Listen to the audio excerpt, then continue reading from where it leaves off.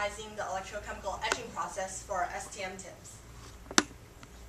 And STM stands for Scanning Tunneling Microscopy, which is one of the most important tools in nanotechnology because it can take very high resolution images of objects as small as atoms or molecules, and it can also act as a hand that moves these atoms across the surface.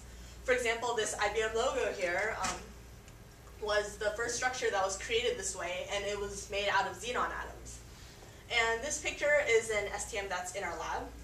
So the STM chamber is brought to an ultra-high vacuum by a series of pumps. And there's also several other chambers involved, such as the load lock chamber, which is used to bring the sample into the STM, and the prep chamber, which is used to heat or clean the sample. So the STM tip can be made out of several different materials, for example, platinum, iridium, or silver, but the most popular one is tungsten, which is also what I used in my project. And in order to operate on this atomic level, the tip needs to be ultra sharp. And theoretically, it's only one atom small at the very end, but there is no actual way to verify this. And the tip acts on the principle of quantum tunneling, which is when the tip gets really close to the surface, and electrons can jump down through the vacuum, and this will create a current. So by detecting this current, you can then determine the topography of the surface, as seen in the picture. So throughout the course of my research project, first I was building a tungsten tip etching apparatus, and then I tried to optimize the current etching method that's used by our lab group by changing several parameters. And lastly, after I made the tips, I looked at them under an optical microscope to evaluate their success.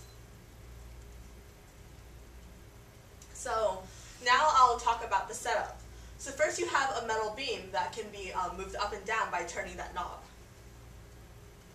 And so I wanted to attach an alligator clip on perpendicularly to that beam shown previously, and we eventually achieved this by cutting out a piece of titanium metal here.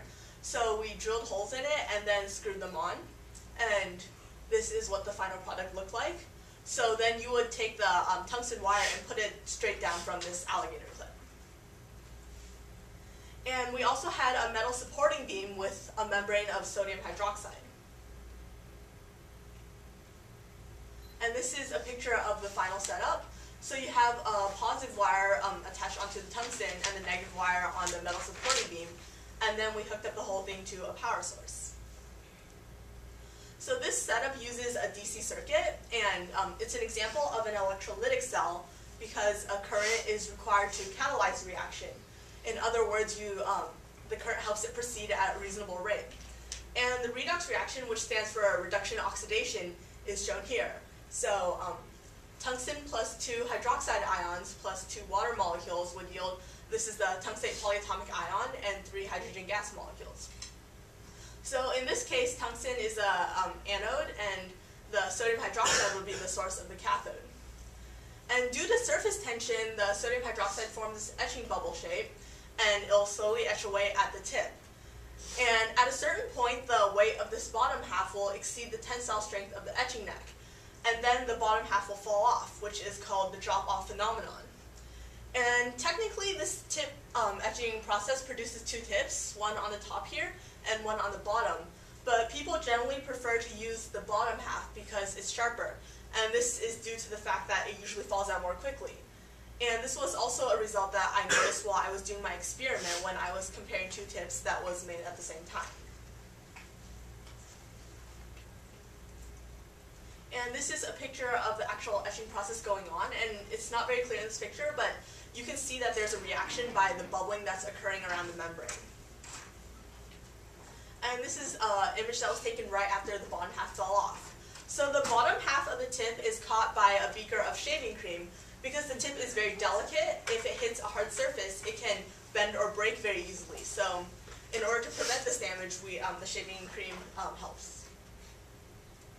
So after you make the tip, you want to clean it. So first, you would gently immerse it in deionized water, and after that, you rinse it with methanol. And then you store the tip in a tip box with foam. So before you want to actually use it in your STM, or if you want to look at it under a microscope, because again, the tip is delicate and you don't want it to get hurt before you actually use it. So while I was making these tips, I wanted to see under what conditions I could produce the sharpest tips or those with the best shapes. So I changed several variables. So one of them was current, which also caused the voltage to change, as well as amount of sodium hydroxide solution, and the size of the hole on which the membrane was made. And first I'll go over some of the characteristics I was looking for when I was looking at the tips under an optical microscope. So good tips should have a very small angle at the end of the tip if you consider it to be a somewhat triangular shape.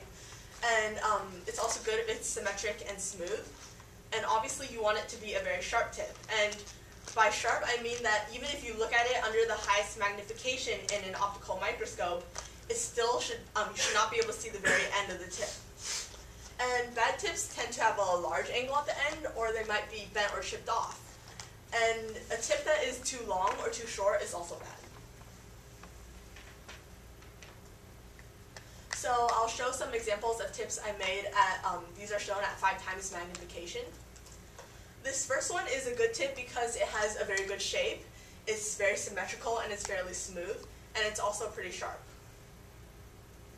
And this one, it's not very symmetrical, but it's very, very sharp at the end, and also the general shape is pretty smooth, so it's also a good tip.